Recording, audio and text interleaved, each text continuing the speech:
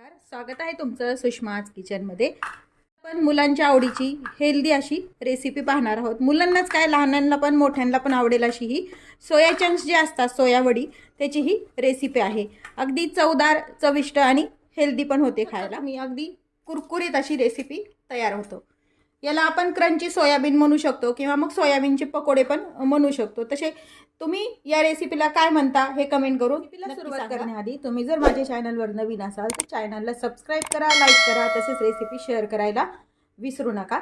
आता आपण रेसिपीला सुरुवात करूया। अगदी साधी, सोपी आणि झटपट तयार होणारी रेसिपी आहे। मुलांना मधल्या वेळेत किंवा मग पाहिजे तेव्हा खाण्यासाठी सोया चंक्स जे असतात त्याची अशी छान चवदार आणि चविष्ट हेल्दी रेसिपी तयार करणार आहोत। त्यासाठी मी हे 100 ग्राम सोया चंक्स घेतलेत। यामध्ये काही सोया चंक्स मोठे असतात, छोटे असतात। हे मी मोठे सोया चंक्स घेतलेत, तुम्ही लहान पण सोया चंक्स घेऊ शकता। हे जे सोया चंक्स घेतलेत ते बॉईल करून घ्यायचे। त्यासाठी मी इथं पाणी उकळत ठेवलेलं आहे।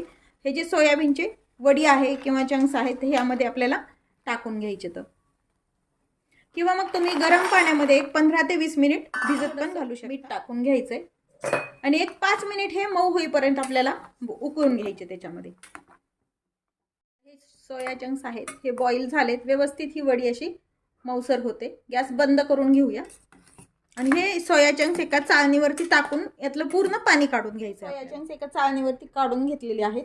यातलं खाली भांड ठेवलंय, यामध्ये याचं पाणी निघून आलं एक्स्ट्राचं। पण हे थंड झाल्यानंतर याचं पाणी आपल्याला पिळून पण काढायचं आहे। सोयाबीन थंड होते तोपर्यंत आपण एक मसाला तयार करूया। त्यासाठी इथे मी एक अर्धी वाटीभर दही घेतलेलं आहे। दही आंबट, गोडसर किंवा कमी आंबट असेल, कसंही असेल तरी आपल्याला फेटून घ्यायचे। म्हणजे याच्यातल्या गुठळ्या आपल्याला फोडून घ्यायच्या, सगळं सारखं करून घ्यायचं आपल्याला। दही आहे ते आपण फेटून घेतलेलं आहे। मसाले ॲड करूया। ही धना पावडर आहे, यामध्ये तुमच्याकडे जे असतील ते मसाले तुम्ही ॲड करू शकता। एखादा मसाला कमी जास्त असेल तरी यामध्ये हा जो मसाला आहे किचन किंग मसाला ॲड केलेला आहे। मसाला नसेल तर तुमचा साधा काळा मसाला पण तुम्ही ॲड करू शकता किंवा मग गोडा मसाला। चवीपुरतं तिखट टाकले, हे काश्मीरी मिरचीचं तिखट आहे। तुम्हाला जसं कोणतं तिखट असेल ते पण तुम्ही यामध्ये टाकू शकता। थोडीशी हळद टाकून घेतली आहे, चवीपुरतं मीठ। जरी चंक्स उकडताना आपण मीठ टाकलं तरी ते पाण्यात पूर्ण निघून जातं, त्यामुळे यामध्ये पण थोडंसं मीठ ॲड करून घ्यायचं। पेस्ट टाकून घ्यायची आहे, कोथिंबीर टाकून घ्यायची, धुवून बारीक चिरून घ्यायची कोथिंबीर। एकदा छान मिक्स करून घ्यायचे सर्व मसाले आणि हे दही। जर आपल्याला दही कमी वाटलं तर आपण पुन्हा ॲड पण करू शकतो यामध्ये। मसाला आपण तयार करून घेतलाय तोपर्यंत आपल्या सोया वड्या पण थंड आहेत। ह्या थंड झालेत, यातलं निघेल तेवढं आपल्याला पुन्हा पाणी असं पिळून काढायचे। जितकं तुम्ही यातलं पाणी निघून जाईल तितके हे क्रिस्पी होतात आणि छान लागतात पण। पाणी जर राहिलं तर ह्याला कुरकुरीतपणा कमी येतो।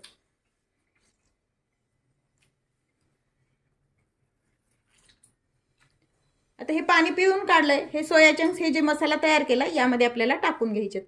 सर्व याचे पाणी काढून मी यामध्ये मसाल्यामध्ये पूर्ण टाकून घेतलेत। हा मसाला पूर्ण याला आपण कोट करून घेऊया।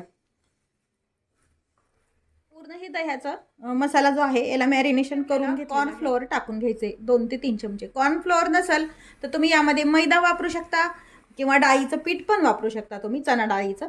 पण कॉर्नफ्लोअर जर असेल तर ते व्यवस्थित क्रंचीपणा त्याला जास्त येतो। 2 चमचे कॉर्नफ्लोअर टाकलंय, सॉरी, आणि 2 चमचे हे तांदळाचं पीठ टाकले। कॉर्नफ्लोअर नसेल तर नुसतं तांदळाचं पीठ पण तुम्ही वापरू शकता। आणि जे लावलेलं पीठ आहे हे पुन्हा याला कोट करून घ्यायचंय। हाताने केलं तर पटकन होतं, त्यामुळे मी हातानेच थोडंसं हे लावून घेते याला।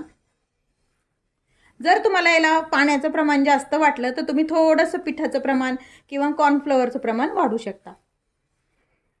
मॅरिनेशन केलेले सोया चंक्स आहेत, हे 15 ते 20 मिनिट आपल्याला झाकून ठेवायचे, म्हणजे हे मॅरिनेशन याला छान व्यवस्थित सेट होतं। हे चंक्स असन आपण मॅरिनेशन करून ठेवले होते, याला 15 ते 20 मिनिट झालेले आहेत। व्यवस्थित हे याला मुरलेलं आहे। मॅरिनेशन केलेले आहेत ते आपल्याला तळायचे। त्यासाठी इथं मी आधीच गॅस सुरू करून कढई गरम करायला ठेवलेली होती आणि त्यामध्ये आपण तेल टाकून घेतलेलं आहे। तेल गरम झालं का ते थोडंसं आपण याच्यातलं पोर्शन टाकून पाहूया। व्यवस्थित तेल गरम आहे, मीडियम टू लो गॅस ठेवायचा, फार हाय हीटवरती। मॅरिनेशन केलेले चंक्स आहेत हे टाकून घ्यायचे। तर हे तळताना जरी चिटकले तरी नंतर थंड झाल्यानंतर वेगवेगळे मोकळे असे होतात। यामध्ये बसेल तेवढे आपण यामध्ये टाकून तळून घेऊ। यामध्ये टाकून घेतले। आता एक साईड आपली थोडीशी तळून झाली, उलटून घेऊया आपण। शक्यतो हाय हीटवरती तळायचे नाही, म्हणजे मग क्रंचीनेस येतो त्याला व्यवस्थित आणि छान तळल्या पण जातात कमी हीटवरती। मीडियमच ठेवायचा, फार लो नाही आणि फार हाय हीटवर नाही.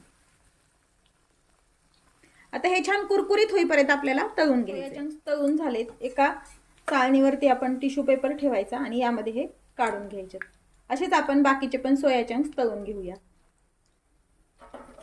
दुसरा खाना आपण सोया चंक्सचा टाकलाय. पहिल्या वेळेस मी तुम्हाला सांगायची विसरले, जोपर्यंत हे बबल्स येतात तोपर्यंत हे व्यवस्थित तळून घ्यायचे. आपल्याला हे बबल्स कमी झाले त्याचे बुडबुडे की आपल्याला हे सोया चंक्स तळलेले काढून घ्यायचे आहे. सोया चंक्स आपले तळून झाले, त्याच चाळणीमध्ये आपण काढून घेऊया.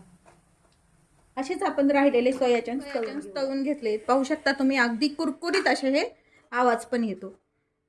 मुलांना खायला आवडतात आणि मोठ्यांना पण आवडतात. टेस्ट पण एवढी छान आहे ना की कोणालाही ते आवडतीलच. यासोबत तुम्ही सॉस खाऊ शकता किंवा मग तुम्ही एखादं डीप तयार करू शकता, मेयोनीज आणि सॉस एकत्र करून. रेसिपी नक्की करून पहा. रेसिपीला लाईक करा, चॅनलला सबस्क्राईब करा, तसेच बेल नोटिफिकेशन पण ऑलवर. तुम्हाला माझ्या प्रत्येक नवीन रेसिपीचं नोटिफिकेशन सर्वात आधी येईल. अशाच नवीन रेसिपीसोबत पुन्हा भेटूया. तोपर्यंत बाय बाय. व्हिडिओ पाहिल्याबद्दल खूप धन्यवाद.